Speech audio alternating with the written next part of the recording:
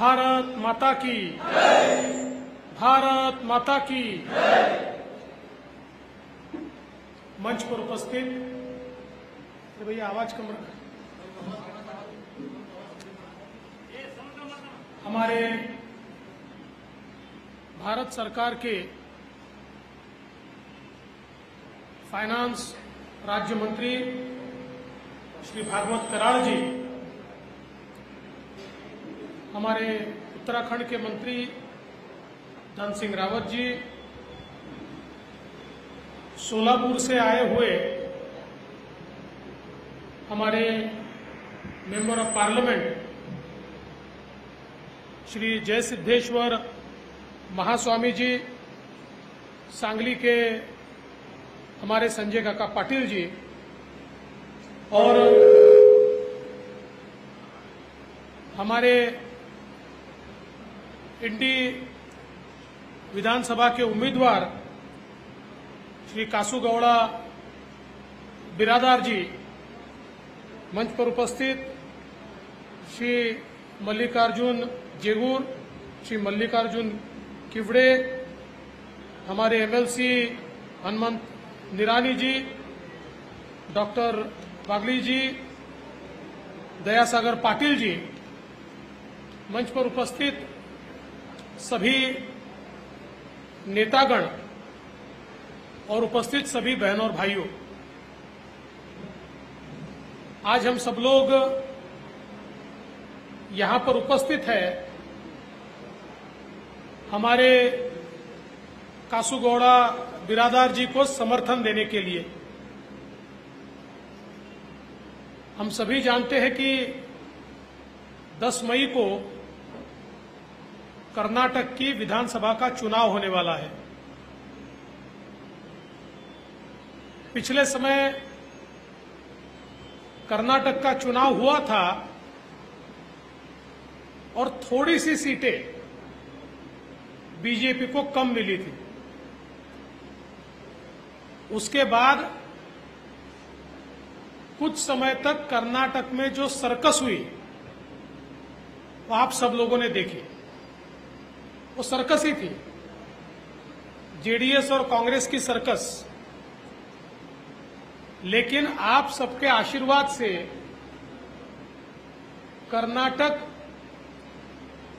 उस सर्कस से बाहर आया और फिर एक बार कर्नाटक में भारतीय जनता पार्टी की सरकार बनी। हमारे वरिष्ठ नेता श्रीमान येदियुरप्पा जी, इनके नेतृत्व में भारतीय जनता पार्टी की सरकार ने काम करना शुरू किया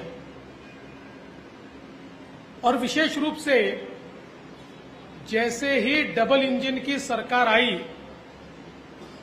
ऊपर आदरणीय प्रधानमंत्री मोदी जी और नीचे आदरणीय येदियुरप्पा जी, तो कर्नाटक ने तेजी से भागना शुरू किया और विकास की ओर कर्नाटक तेजी से बढ़ने लगा।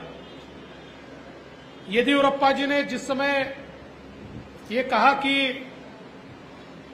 उम्र के कारण मैं भी मुख्यमंत्री पद छोड़ना चाहता हूं, और फिर उन्हीं के सजेशन पर उस समय भारतीय जनता पार्टी के हमारे वरिष्ठ नेताओं ने, प्रधानमंत्री जी, हमारे अध्यक्ष जी, हमारे अमित भाई, इन्होंने बसवराज बोम्मई जी को मुख्यमंत्री पद की कमान दी और हम सबने देखा कि लगातार कर्नाटक में विकास की ओर जाने का सिलसिला जारी रहा। आज देश में मोदी जी की सरकार ने पिछले 9 वर्षों में भारत को पूरे तरीके से परिवर्तित किया है। अभी अभी कराड़ साहब बता रहे थे कि भारत अब दुनिया की 5वीं सबसे बड़ी अर्थव्यवस्था है और हमने अब पूरे यूरोप को पीछे छोड़ दिया। जर्मनी हो, फ्रांस हो, इंग्लैंड हो, ये सारे देशों को पीछे छोड़ दिया और मोदी जी के नेतृत्व में 2030 में भारत दुनिया की तीसरी सबसे बड़ी अर्थव्यवस्था होगी। और ये जो अर्थव्यवस्था का विस्तार हो रहा है, इस विस्तार का उपयोग प्रधानमंत्री मोदी जी ने किसके लिए किया? अमीरों के लिए नहीं, पैसे वालों के लिए नहीं।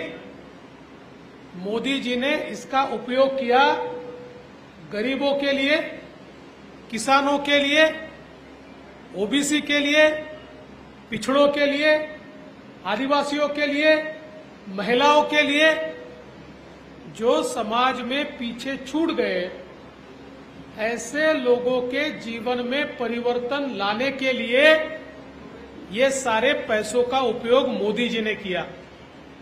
आज आप देखिए, करोड़ों लोगों के घर शौचालय बने, तो हमारी महिलाओं को आज बाहर जाने की जरूरत नहीं है, शर्मिंदगी महसूस करने की जरूरत नहीं है, और विशेष रूप से लोगों के हेल्थ में, आरोग्य में भी सुधार आया। आज करोड़ों घरों में गैस का सिलेंडर पहुंचा, तो हमारी माताएं बहनें जो धुआं खाती थी, आज उसमें से उनको मुक्ति मिली। करोड़ों लोगों के घर बिजली पहुंची, करोड़ों लोगों के घर पानी पहुंचा। अगर हम कर्नाटक की बात करें तो डबल इंजन की सरकार ने 55 लाख परिवारों में शौचालय पहुंचाया। कर्नाटक की सरकार ने 45 लाख परिवार, 45 लाख परिवार का अर्थ होता है अगर 5 लोग भी एक परिवार में तो तकरीबन 2 करोड़ लोग, 2 करोड़ लोगों तक पीने का पानी ये जल जीवन मिशन के माध्यम से पिछले 4 सालों में कर्नाटक में लोगों के घरों तक हमारी कर्नाटक की बीजेपी की सरकार ने पहुंचाया। आज हम देख सकते हैं हमारे इंडी में करीब 60 से ज्यादा गांवों में जल जीवन मिशन का पानी पहुंच चुका है, और बरसों से जो लोग घरों में पानी के लिए तरसते थे, उनके भी घरों में नल का पानी आज जा रहा है। ये परिवर्तन मोदी जी ने करके दिखाया। आज करोड़ों लोगों को घर मिला, मकान मिला। आज अगर हम कर्नाटक की बात करें तो 25 लाख लोग आज लाभान्वित हुए हैं, जो अपने घरों में रहते हैं, क्योंकि प्रधानमंत्री आवास योजना जैसी योजना मोदी जी ने तैयार की, और हर आदमी जिसका घर नहीं है उसको घर देने का काम मोदी जी के माध्यम से हो रहा है। आज हम लोग हमारे किसानों का जब विचार करते हैं तो मोदी जी ने पीएम किसान जैसी योजना लाई, 6,000 रुपया किसानों को देने का निर्णय किया। हमारी कर्नाटक की सरकार ने, बीजेपी की सरकार ने कहा अगर मोदी जी 6,000 रुपये दे रहे तो हमने भी उसमें कुछ हाथ लगाना चाहिए। हमारी सरकार ने भी 4,000 रुपये दिए, तो आज 10,000 रुपये हर किसान के घर में कर्नाटक में जा रहे। 55 लाख किसान आज कर्नाटक के इस योजना का फायदा ले रहे हैं। ये परिवर्तन आज हुआ है। आज इतने बड़े पैमाने पर रोड का काम चल रहा है। आज आप देख सकते हैं कि सोलापुर विजयपुर ये जो रास्ता है, इस रास्ते के लिए मोदी जी ने, गडकरी जी ने पैसा दिया। आज इस रास्ते का काम चल रहा है। अलग अलग जो योजनाएं हैं जिसका यहां पर उल्लेख हुआ, आज उन योजनाओं के माध्यम से किसानों को बड़े पैमाने पर फायदा हो रहा है। आज जिस प्रकार से सरकार ने अलग अलग प्रकार के विकास के कामों से लोगों तक पहुंचने का फैसला लिया, मैं ऐसा मानता हूं कि सामान्य व्यक्ति, आम आदमी, गरीब आदमी, इसका विचार इससे पहले कभी नहीं हुआ। एक समय था कांग्रेस के नेता गरीबी हटाओ का नारा देते थे, लेकिन कांग्रेस ने गरीबी कभी हटाई नहीं। कांग्रेस ये समझती थी कि जब तक देश गरीब रहेगा तब तक हमको वोट देगा। इसलिए गरीबों की गरीबी हटे ही नहीं, गरीब गरीब ही रहे, ताकि आंख मूंद कर कांग्रेस को वोट देता रहे। इसलिए कांग्रेस ने कभी प्रयास नहीं किया, लेकिन पहली बार इस गरीबी को हटाने का प्रयास मोदी जी के माध्यम से हम लोगों ने होता हुआ देखा। आज लिफ्ट इरिगेशन जैसी योजनाएं करोड़ों रुपए मुंबई जी की सरकार उसके लिए दे रही है। और मैं तो सवाल पूछना चाहता हूं कि हमारी इंडी में 10 साल से जो एमएलए है, 10 साल में उनका इंडी के लिए क्या योगदान है, क्या कंट्रीब्यूशन है। जो भारतीय जनता पार्टी की, येदियुरप्पा जी की और बोम्मई जी की सरकार ने काम किए, उसी की ओर अपना ठप्पा लगा के मैंने किया बताते हुए घूमते हैं। उन्होंने किया हुआ एक काम ये आप दिखा नहीं सकते। जो काम हुए हैं वो भारतीय जनता पार्टी की सरकार के कारण हुए हैं। तो आप लोग ये ध्यान में रखिए, डबल इंजन की सरकार है, केंद्र में मोदी जी का इंजन है, यहां बोम्मई जी का इंजन है। अब इस इंजन के साथ अगर बिरादार जी का डिब्बा जुड़ जाए तो ट्रेन कितनी फास्ट भागेगी। अगर कांग्रेस का डिब्बा जोड़ा तो ट्रेन जाएगी बंगलोर की तरफ इंजन, और डिब्बा जाएगा सोलापुर की तरफ, तो विकास थोड़ी होगा। आज विकास क्यों हो रहा है? डबल इंजन की सरकार है। और इसलिए मोदी जी को, बोम्मई जी को साथ देने वाला इस प्रकार का नेता अगर हम यहां से चुनकर भेजते हैं, और आप देखिए कासूगौड़ा जी एक सामान्य परिवार से आते हैं, उन्होंने अपनी मेहनत से अपने नेतृत्व को खड़ा किया है। नगर पालिका में चुनकर आए, वहां नेतृत्व किया, और सामाजिक हो चाहे आध्यात्मिक हो, सारे संस्थानों के साथ उनका जुड़ाव रहा है। इसलिए मुझे ऐसा लगता है कि इनके जैसा एक व्यक्ति जब चुनकर जाएगा तो निश्चित ही जो विकास की गंगा दिल्ली से निकलकर बंगलोर तक आती है और बंगलोर से निकलकर विजयपुर तक, इंडी तक आती है, उसकी धारा तेजी से बहते हुए आएगी और एक बड़ा परिवर्तन हम सब लोगों को देखने को मिलेगा। आज सच में तो आप देखिए कांग्रेस पार्टी की अवस्था क्या है। कांग्रेस के युवराज ये भारत जोड़ो यात्रा पर निकले। हमने उनको पूछा, भैया भारत जोड़ो यात्रा पर निकले, ये तो बताओ भारत टूटा कहाँ है? भारत तो जुड़ा ही है, तो आप कौन सा भारत जोड़ने वाले हो? ये कोई भारत जोड़ो यात्रा नहीं थी, ये तो कांग्रेस को जोड़ो यात्रा थी। लेकिन भारत जोड़ो यात्रा के बाद कांग्रेस तोड़ो यात्रा हो गई, कांग्रेस में से लोग निकल कर चले गए। और देखिए क्या अवस्था है आज कर्नाटक के कांग्रेस के नेताओं की अवस्था क्या है। मल्लिकार्जुन खड़गे जी को कांग्रेस का अध्यक्ष बनाया। आपको लगता है उनको कोई अधिकार है? कोई पूछता है? खड़गे जी को कोई पूछता नहीं है। हमने तो देखा किस प्रकार की ट्रीटमेंट उनको मिलते, पता नहीं आपने देखा कि नहीं देखा, पर हमने देखा।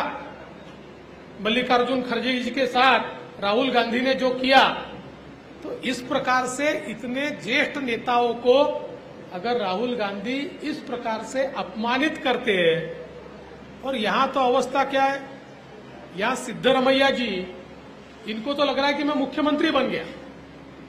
अभी वो ऐसे काम कर रहे हैं, ऐसा बोल रहे हैं। अभी परसों उन्होंने जिस प्रकार से लिंगायत समाज के बारे में अपशब्द कहे, मानो पूरा का पूरा लिंगायत समाज, वो ऐसा मानते सिद्धरमैया जी कि पूरा समाज भ्रष्टाचारी है। ये इतना बड़ा समाज, बसवण्णा के प्रिंसिपल पर चलने वाला समाज, जो बसवण्णा हमारे भगवान, जिन्होंने पहली बार दुनिया को लोकतंत्र क्या होता है ये दिखाया, और आज उस समाज को इस प्रकार से इतना नीचा दिखाना, ये चुनकर आने से पहले इस प्रकार का व्यवहार कर रहे हैं, गलती से चुनकर आ गए तो क्या व्यवहार करेंगे, इसका भी विचार कीजिए। खैर ये चुनकर नहीं आने वाले, क्योंकि इनमें लड़ाई चालू है। डीके शिव कुमार उनकी टांग खींच रहा है, वो उनकी टांग खींच रहे हैं। ऊपर से खड़गे जी बोलते हैं मैं तो अध्यक्ष ही हूं, मैं ही आके यहां पर मुख्यमंत्री बनने वाला हूं। तो ये सब इनका चलता रहेगा, लेकिन इनके ख्वाब 10 तारीख को टूटेंगे जब पूरा कर्नाटक मोदी जी को, बोम्मई जी को, भारतीय जनता पार्टी को वोट देगा और पूरे बहुमत के साथ। क्योंकि आपको पता है कुमार स्वामी जी तैयारी बैठे सर्कस करने के लिए। वो बोलते मेरे 10 भी आ गए तो मैं ही सर्कस का घोड़ा हूं। लेकिन कुमार स्वामी जी भले ही तैयार बैठे हो, मैं उनको भी बताना चाहता हूं, हमारे कर्नाटक के लोगों को ये ध्यान में आया है कि टूटी फूटी मैंडेट देकर कर्नाटक का नुकसान होता है। इसलिए इस बार पूर्ण बहुमत के साथ भारतीय जनता पार्टी की सरकार कर्नाटक में बनेगी और आप लोगों का आशीर्वाद मिलेगा तो उस सरकार में एक एमएलए के रूप में हमारे कासू गौड़ा जी भी बैठेंगे और आपके लिए विकास का काम करेंगे। इसलिए आपका आशीर्वाद उनको दीजिए, इतना ही निवेदन करता हूं और अपने शब्दों को विराम देता हूं। जय हिंद।